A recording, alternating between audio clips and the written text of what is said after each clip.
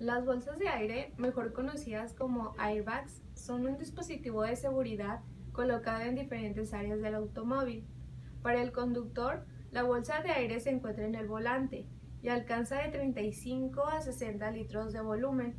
Para el copiloto, se encuentra en el lado del tablero y alcanza de 65 a 170 litros de volumen. También hay otros tipos de bolsas de aire que son las laterales y las de cortina. Su función es evitar heridas graves en accidentes automovilísticos y basándose en reacciones químicas que reaccionan de 20 a 40 milisegundos. Las reacciones químicas que ocurren al activarse las bolsas de aire tienen una velocidad muy rápida ya que el mismo caso lo requiere. Las bolsas de aire tienen como compuesto químico el ácido de sodio, concentrado dentro de las mismas bolsas de aire. El ácido de sodio es un sólido que a temperatura normal es un compuesto estable, pero cuando asciende a 75 grados ocurre una descomposición térmica que es como la siguiente reacción. Fijémonos que se debe generar una cantidad determinada de gas, el cual debe ser muy rápido y de forma controlada. La respuesta de esto es el ácido de sodio, el cual es un compuesto estable, pero al momento de que se calienta a los 277 grados centígrados, que es equivalente a 550 kelvins, se libera un... se descompone violentamente y se libera dinitrógeno, el cual es el gas que sirve para inflar el airbag. Reacción produce sodio metálico, una sustancia muy reactiva e inestable. Por ello, los airbags incorporan otros compuestos como nitrato de potasio, que produce óxido de sodio, óxido de potasio y otra vez nitrógeno molecular. Además, se añade dióxido de silicio, con lo que se forma un silicato doble de potasio y sodio, que es inerte. El funcionamiento de las bolsas de aire se puede aplicar con la ley de Boyle-Mariotte. Esta es que antes del impacto del choque, la presión de la bolsa de aire es muy poca y al momento del impacto, como la presión se tiene que igualar, la bolsa se expande, así haciendo que el volumen de la bolsa y la presión del carro incrementen, y en lo contrario la presión de la bolsa se disminuya.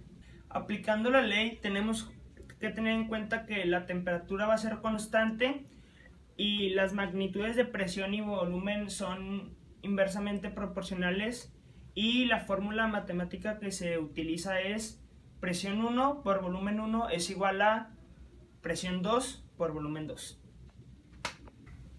La presión se relaciona con la cantidad de número de choques de las partículas de gas con las paredes de la bolsa de aire. Esto es decir, que mientras más choques se hayan en la bolsa de aire, mayor va a ser la presión. El nitrógeno es un gas inerte cuyo comportamiento puede ser aproximado como un gas ideal a temperatura y a la presión del airbag inflado.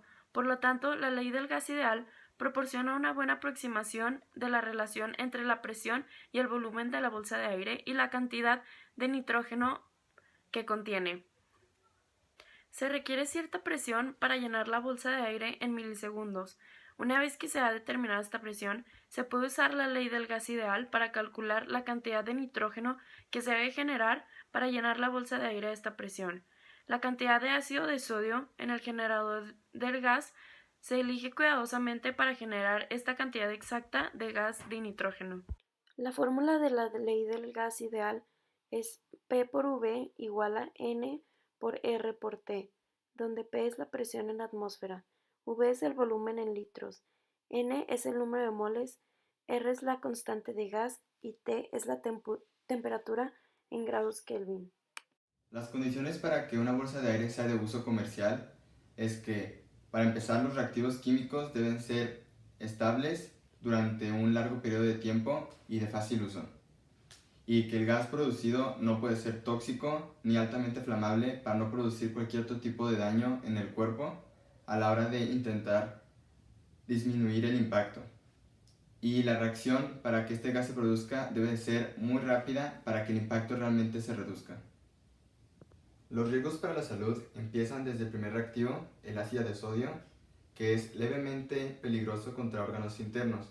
Afortunadamente, nosotros no tenemos que entrar en contacto para ingerirlo, entonces es muy poco peligroso contra nosotros.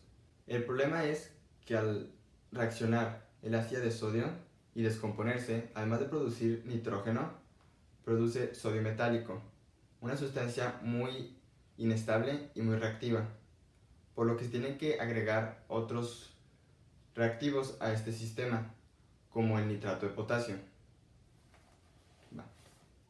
Y al reaccionar el sodio metálico con el nitrato de potasio, además de producir más nitrógeno, produce óxido de sodio y óxido de potasio, ambas sustancias altamente dañinas para el cuerpo si son inhaladas.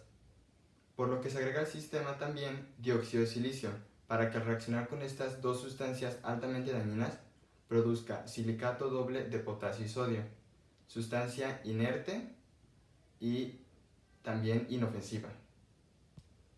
Como conclusión, dado este ejemplo de las bolsas de aire, podemos apreciar las propiedades de las reacciones químicas que se producen, incluyendo sustancias muy reactivas e inestables. El cómo las propiedades de la materia provocan tal impacto al ejecutar dicha acción.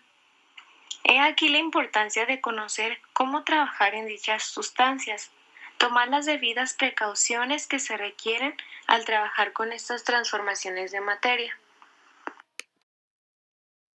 Estos conocimientos acerca de cómo la química funciona nos ayuda porque así podemos manipularla para poder salvar vidas, como lo hacen las bolsas de aire, y lo pueden hacer muchos otros productos ahorita en el mercado, que utilizando reacciones químicas pueden encontrar métodos muy ingeniosos de ayudar a los humanos.